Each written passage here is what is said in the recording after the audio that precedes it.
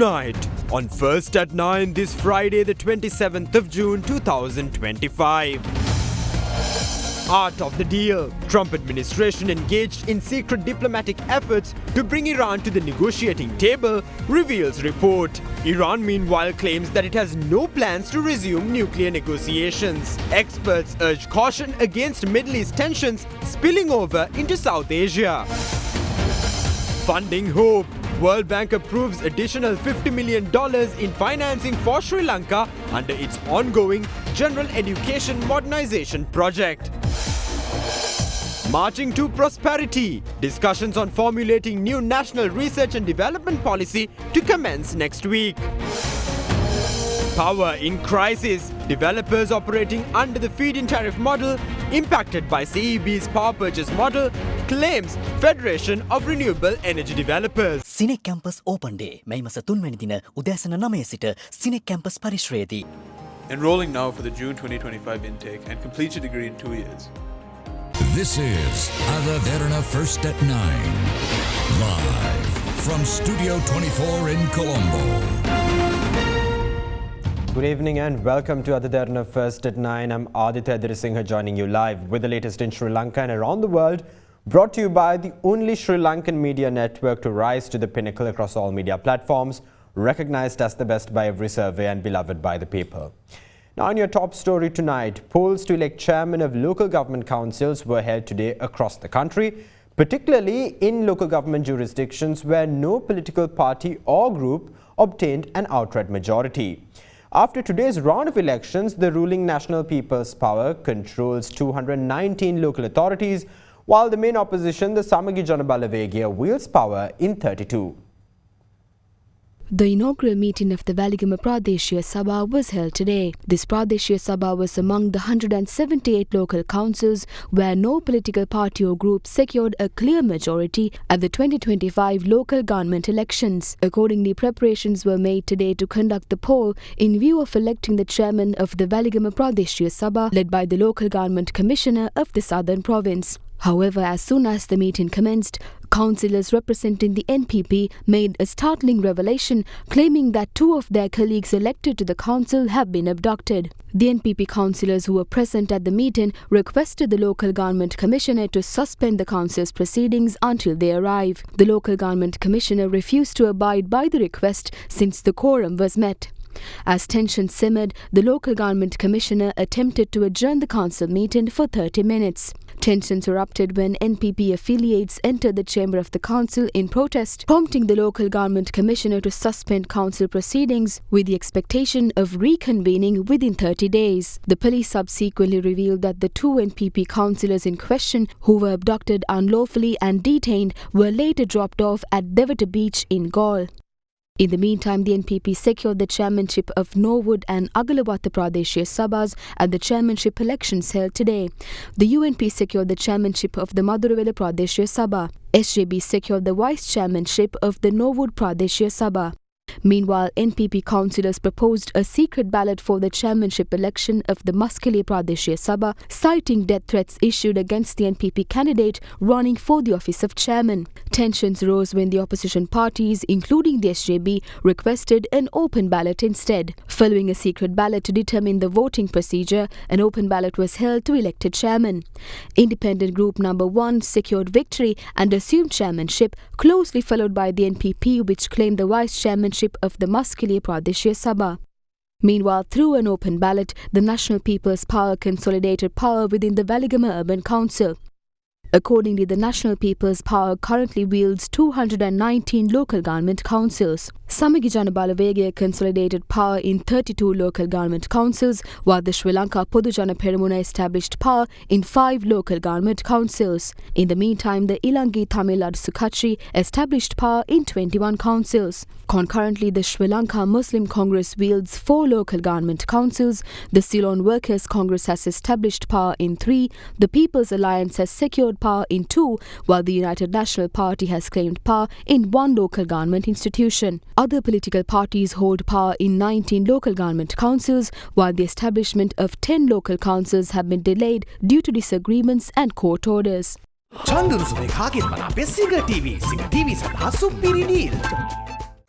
යාඩියා ලොව වැඩියෙන්ම අලවිවන electric ස්කූටරය අවාන්ස් auto වෙතින්. Now, political discourse today too was dominated by the tug-of-war for local government power.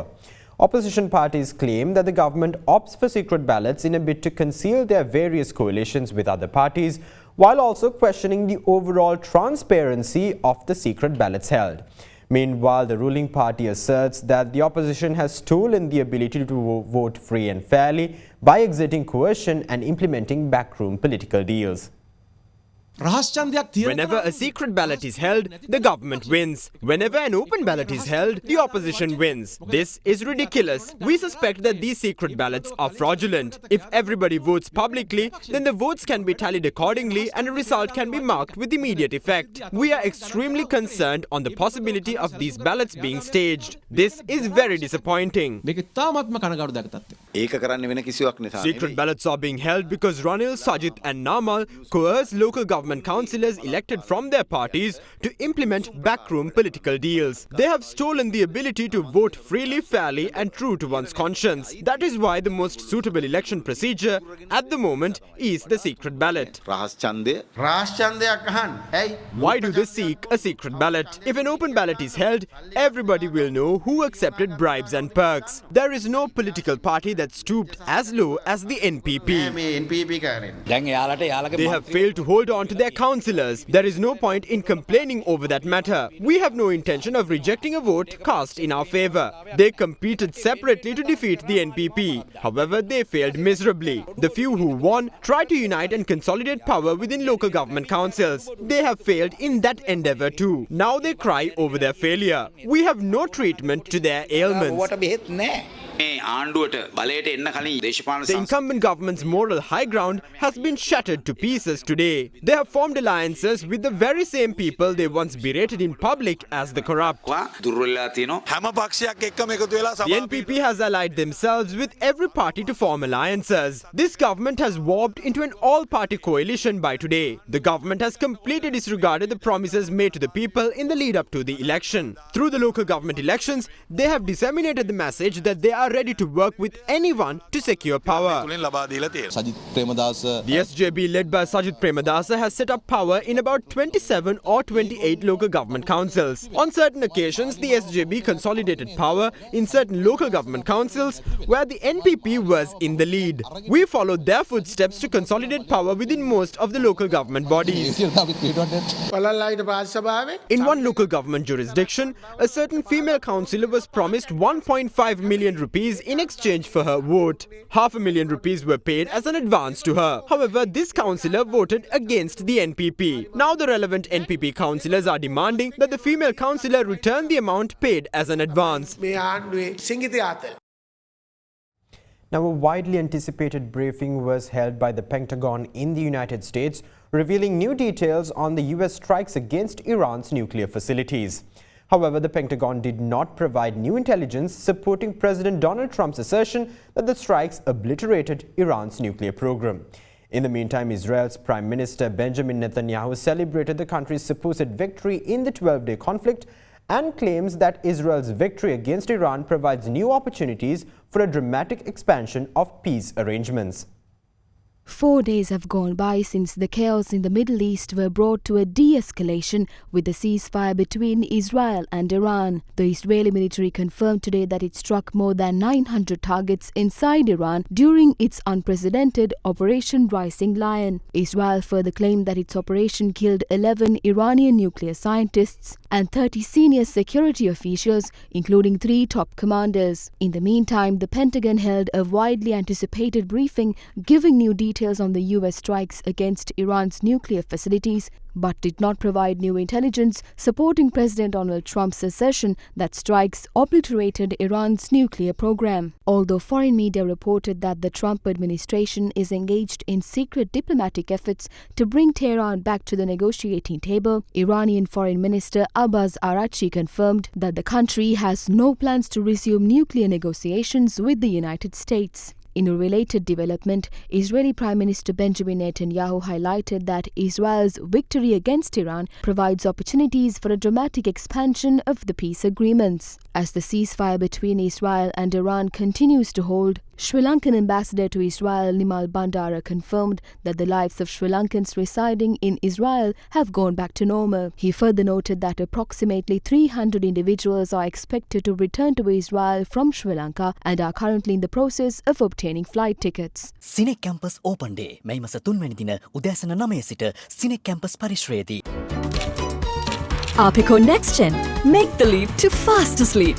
Now, although tensions between Iran and Israel have de-escalated over the past few days, experts are concerned about the possible proliferation of tensions to other parts of the world driven by proxy militaries of the nations concerned.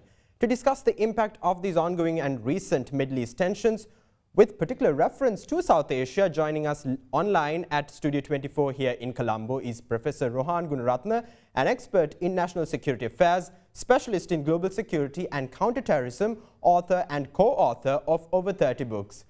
Professor, always a pleasure to have you with us.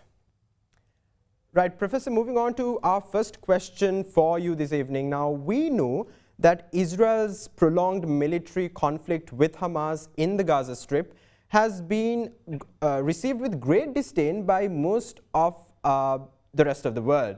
So, with that, under that context, how do you see the narrative of these proxy militaries changing, and do you see that South Asia is at risk of proliferation of radicalization and recruitment because of this increased resentment of these Islamist military organizations? The Gaza war was a result of a devastating terrorist attack conducted by a terrorist group called the Hamas. So Israel wants to free its hostages because about 250 hostages were taken by Hamas to Gaza. So Israel has all the right to free its hostages. And Israel conducting their operations, unfortunately, has led to the deaths of a large number of Palestinians. So if Israel should stop their operations, it is imperative for the Muslim leaders of the world to ask Hamas to release the Israeli and the other foreign nationals that have been kidnapped by Hamas and is still being held hostage. Unfortunately, the Israel war with Hamas is radicalizing a significant segment of the Muslim community. And as a result, we have seen that the threat of terrorism and extremism has increased. In fact, it has even mobilized a number of communities because Hamas is coming from the Palestinian community and they are Muslims to support even Hamas. So what is important for governments today is to advise and inform their own populations not to bring in the conflict in the Middle East to their own countries. For example, those who are living in Sri Lanka should not bring the conflict in the Middle East to Sri Lanka and create another conflict. And unfortunately, because of this radicalization, we have seen that a very small number of Muslims have even taken arms. They want to mount attacks against targets. For example, in Sri Lanka, there was an attack that was planned in Arugambe, and this operation was funded by Iran's intelligence service. But fortunately, the Sri Lankan police and the intelligence service was able to stop that operation. So the Gaza war is having a very big impact globally, including in Asia and in particular in Sri Lanka. Right, Professor. Now, you spoke about Iran's influence and intelligence services operating clandestinely in Sri Lanka. Now, with that, how do you think Sri Lanka can mitigate, I'm talking about the intelligence and military sectors here. What possible measures can Sri Lanka take to mitigate these, the after effects of this conflict spilling over into Sri Lanka? According to a recent FBI report, Iran's agent, Farhad Shakiri, who works for the Iranian Revolutionary Guard, he funded a terrorist cell in Sri Lanka led by a Maldivian called Bilal to attack Arugambe and also to attack the Israeli consulate in Colombo. So the Sri Lankan police was very swift. They arrested Bilal and his associates. Unfortunately, there were other Maldivians in the Maldives that funded this particular plot, and they have not been arrested. A man called Ibuko or Abdul Rahman in the Maldives funded this particular plot.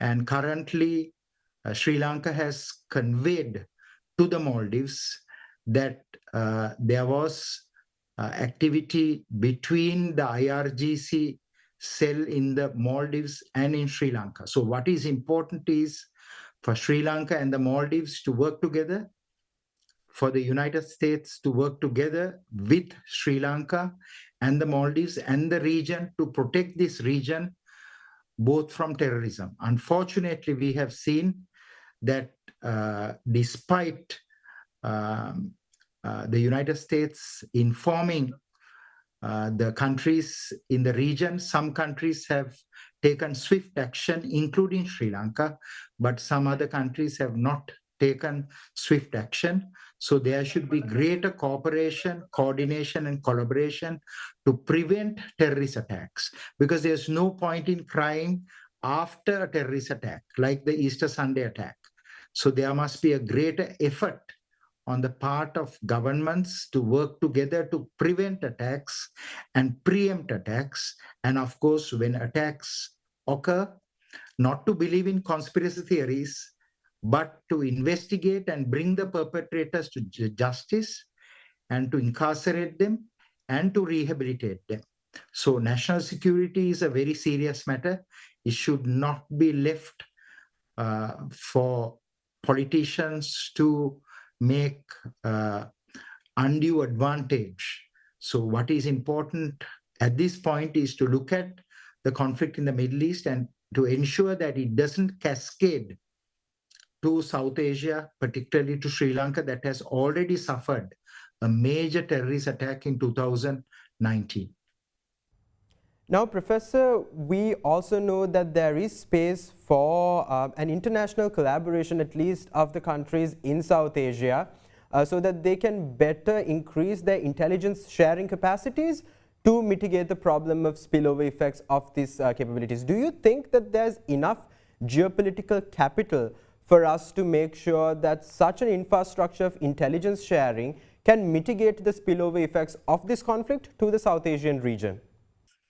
What is important today is for there to be a shift from counterterrorism cooperation in Asia to counterterrorism collaboration partnership. What do we mean by cooperation, collaboration, and partnership? That is, there should be common databases built where governments share information and intelligence. Second is, there should be exchange of personnel, military working with the police, police working with the military people, military working with the law enforcement agencies, that is immigration, police, and other law enforcement authorities. Then the third is joint training, because that will lead to joint operations working together. And finally, sharing of experience, resources, and also technology. If countries are unwilling to do this, there will be attacks. And I can tell you, looking at the intelligence, that as I speak to you today, there are so many plans by terrorist groups to operate in South Asia, including in Sri Lanka. So this time, government has to take the threat seriously. They must detect and disrupt surveillance conducted by terrorists, including by Zahran's group, trying to attack mainstream Muslim communities. The biggest threat today we are facing is that the extremist Muslims want to attack the moderate and the mainstream Muslims of Sri Lanka. And they also want to attack non-Muslims, including foreign nationals. So it is so important today for there to be a greater cooperation and collaboration and partnership between countries, but also for government leaders to take the threat seriously. If government leaders are unwilling to take this threat seriously, there will be terrorist attacks. Well, Professor, unfortunately, that's all the time we have for this segment tonight. We hope to see you soon once again in the future.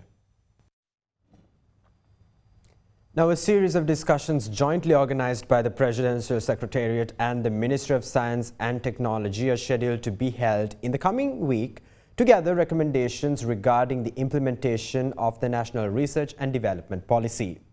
The President's Media Division announced that measures to formulate a new National Research and Development Policy are currently underway with contributions from a number of local and international specialists, entrepreneurs, and government and private sector employees.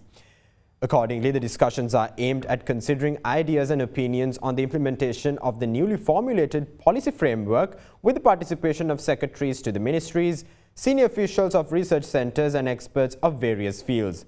The policy also aims to ensure social development and environmental sustainability through speeding up innovation commercialization.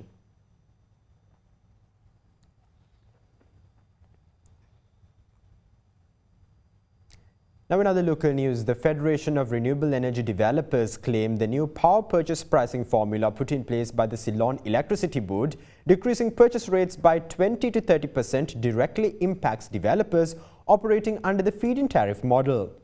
The Federation further called on the President and the Minister of Power and Energy to appoint a committee in view of revising the pricing formula. The CEB introduced a 3-year power purchase agreement. The purchase price has been decreased by around 30% compared to previous years. Under these conditions, it is impossible to attract investors into the industry. We will not accept this pricing mechanism. Therefore, we request the President as well as the Minister of Power and Energy to appoint a committee, incorporate our opinions and ideas, and revise these prices. Those who are members of the relevant committees that formulate prices are not aware of the national implications of their decisions. The Public Utilities Commission is the ideal body to set prices. This has caused a lot of issues for developers who have been developing under the feed-in tariff model, spending considerable amount of time and energy in bringing a project up to the PPA level. The last few days published tariff is also not approved by Public Utilities Commission. So there is no legal existing tariff if you consider this last few days tariff. And the change in the Act, which enacted fully from today onwards, requires for them to establish something called tariff policy. So now before setting up anything, first we need to have the tariff policy. What is the feed-in tariff mechanism has to be established. And then the main authority behind this approval going to be Public Utilities Commission again. Even if you consider the 2009 Act, there is no approved tariff. There is no clearance given by the Public Utilities Commission. And then from today onwards, any such decision with regard to tariff has to be aligned with the new tariff policy. As at now, there is no tariff policy established.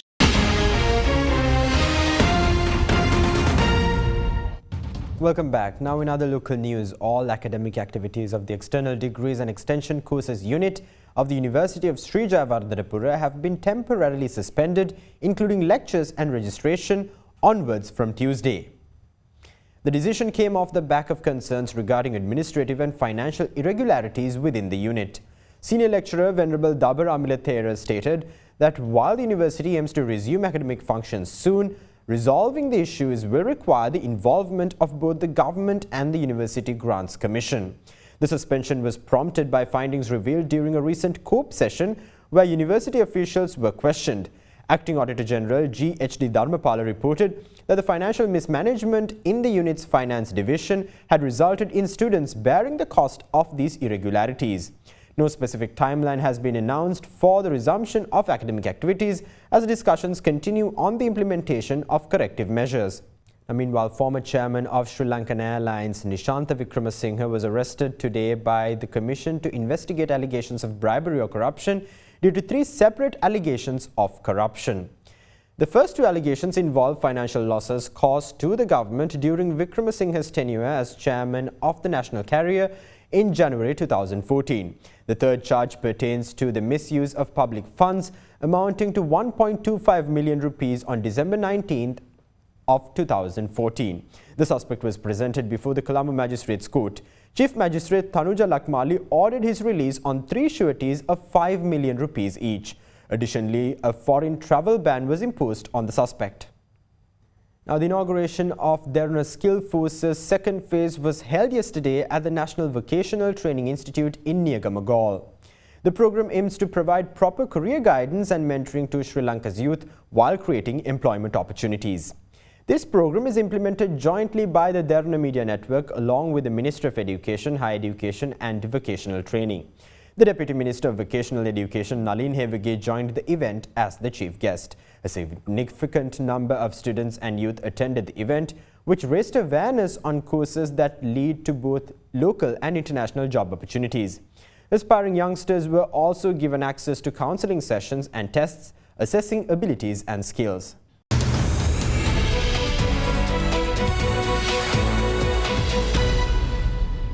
Welcome back. Now in your business news, the World Bank has approved an additional $50 million in financing for Sri Lanka under its ongoing General Education Modernization Project. In a statement, the World Bank said the project is expected to benefit around 500,000 students and 150,000 teachers across the country. Additional funds aim to support key educational reforms, improve teacher quality, upgrade school infrastructure and enhance student well-being. Undeserved schools, including those in plantation communities and institutions for children with special needs, will be a central focus. On the teacher front, the financing will help modernize pre-service teacher education and continuous professional development with a strong emphasis on digital learning. The school health and nutrition program is also set to benefit. The project will be implemented by the Ministry of Education in collaboration with the provincial education authorities. Now, the Colombo Stock Exchange continued its momentum in a positive territory today as a result of price gains in counters such as CT Holdings, John Keells Holdings and Sampath Bank. The benchmark all-share price index increased by 0.75% to settle at 17,872.74 points. Meanwhile, the more liquid S&P Sri Lanka 20 gained 0.34 points to close at 5,283.06. Market turnover crossed 5.1 billion rupees. The capital goods sector was the top contributor to turnover, followed by the diversified financial sector. Foreign participation in market activity remained at subdued levels, with foreigners closing as net sellers, offloading shares worth 570 million rupees.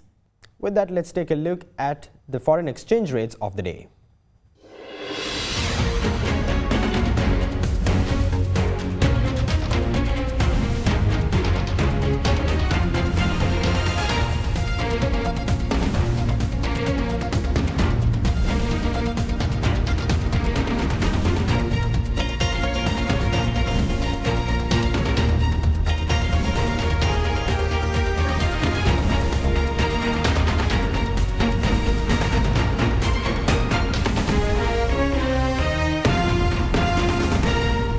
That's all the news we have for you tonight. Thank you. Have a great night.